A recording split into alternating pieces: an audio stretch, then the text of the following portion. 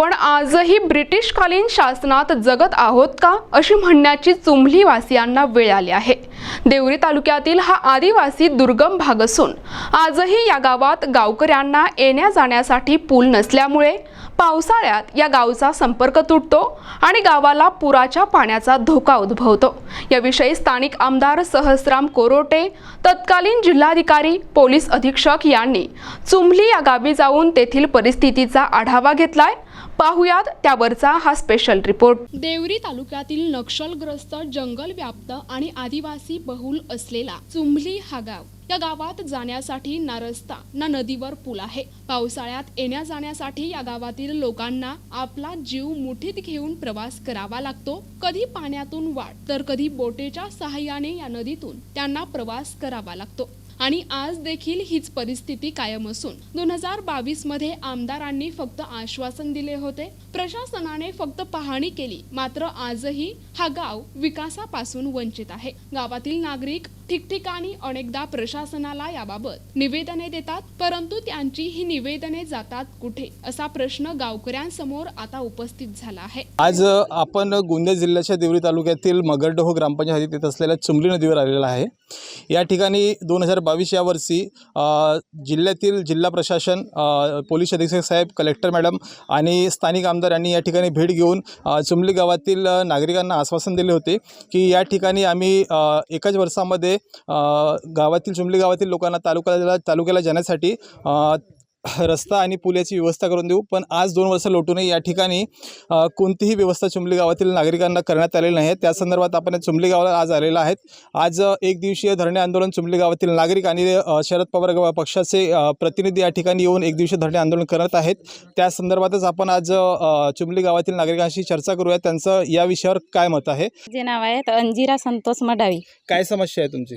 माझी समस्या आहे गावामध्ये म्हणजे आम्हाला जाण्या येण्यासाठी बहुत अडचण होत आहे। पूल नाही आहे ना, पुलाच्या कारणाने विद्यार्थी 10वी 12वीचे अजून रोखलेले आहेत आणि गरोदर बाया येण्या जाण्यासाठी PSC मध्ये जाण्याकरिता काही साधन नाही आहे।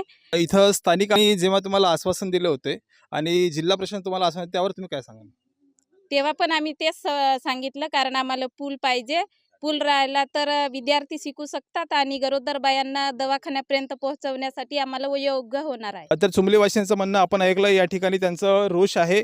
जिल्हा प्रशासन, स्थानिक आमदार यानंतर जर त्यांनी विधानसभा निवडणुकीच्या अगोदरपर्यंत जर या ठिकाणी पुलिया आणि रस्ता नाही बनला तर यांनी निवडणुकीवर बहिष्कार टाकण्याचंही या ठिकाणी सांगितलं। यासोबतच आपलं राष्ट्रवादी शरद पवार पक्षाचे महिला तालुका अध्यक्ष आरती जांगडे, आपण त्यांच्याकडून जाणून घेऊ त्यांचं काय मत आहे याविषयी आणि कशाबद्दल त्यांनी आज धरणे आंदोलन ठेवलेलं आहे। काय सांगाल मॅडम? इथली परिस्थिती मी वारंवार कानाने ऐकत होते। बरेच लोक माझ्यापर्यंत येऊन पोचलेत, इथले जनप्रतिनिधी, की मॅडम आमच्या गावाची अशी परिस्थिती आहे।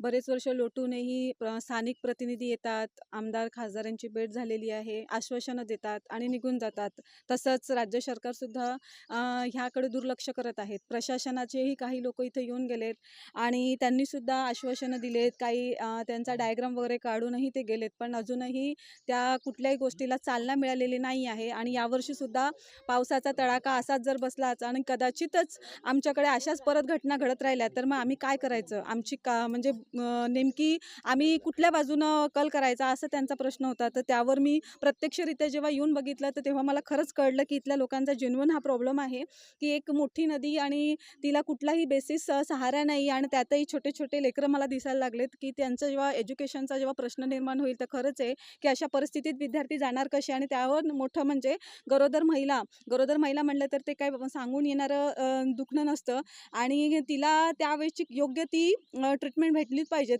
आणि तशा परिस्थितीत जर अशी कंडिशन असेल की ती महिला तिथपर्यंत जाणार नसेल तर निश्चितच तिचा मृत्यू होण्याचे पूर्ण चान्सेस आहेत। त्याप्रकारे स्नॅक बाईटचे पण बरेच केसेस असे आहेत की त्यामुळे गावातील काही लोकांना चांगलाच याचा फटका बसलेला आहे। बरेच लोक वाहूनही गेलेले आहेत। स्थानिक आमदारांना हेच निवेदन आहे, असं दोन्ही हाताचं विनंती आहे की खरंच तुम्ही येऊन गेलेले आहेत, तुम्ही परिस्थिती पाहिलेली आणि बऱ्याचपैकी लोक तुमच्या इकडचे तुमच्या कॉन्टॅक्टमध्ये आहे आणि खरंच परिस्थिती अशी दिसती आहे आणि तुम्ही जे आश्वासन दिले त्याला लगेच म्हणजे काही दिवसात तुम्ही त्याची पूर्तता करावी। आता जर तुम्ही कॅबिनेटमध्ये आहात तर याचा मुद्दा नक्कीच तुम्ही उचला अशी मी तुम्हाला विनंती करते। आपण या संदर्भानं वारंवार याचा पाठपुरावा केलेला आहे, हा पूल व्हावा म्हणून। स्थानिक प्रशासनासोबतही आणि स्थानिक आमदारासोबतही आमदार साहेबांनी त्या लोकांना घेऊन आले प्रशासनाला. परंतु सध्या जो शासन व्यवस्था आहे सुरुवातीला थोडंसं बरं वाटत होतं की होईल अशी आशा पल्लवित झाली होती.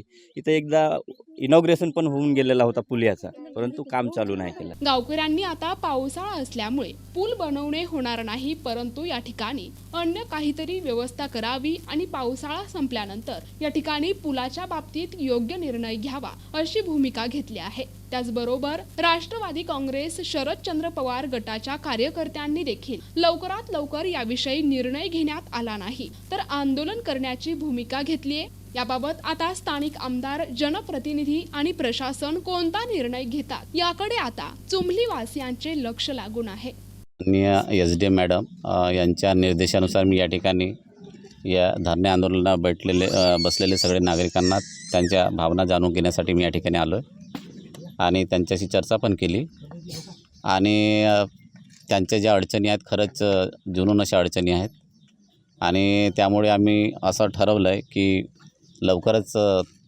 4-5 दिवसामध्ये ज्या यंत्रणेकडून आपल्याला हे काम वगैरे करून घ्यायचं आहे अशा संबंधित सर्व यंत्रणेची आणि आपल्या असणाऱ्या सगळे प्रतिनिधी आहेत, तुमचे शरदचंद्र गटाचे प्रतिनिधी आहेत, कार्यकर्ते आहेत आणि सगळे नागरिक यांच्या प्रतिनिधीसोबत आम्ही लवकरच बैठक घेणार आहोत.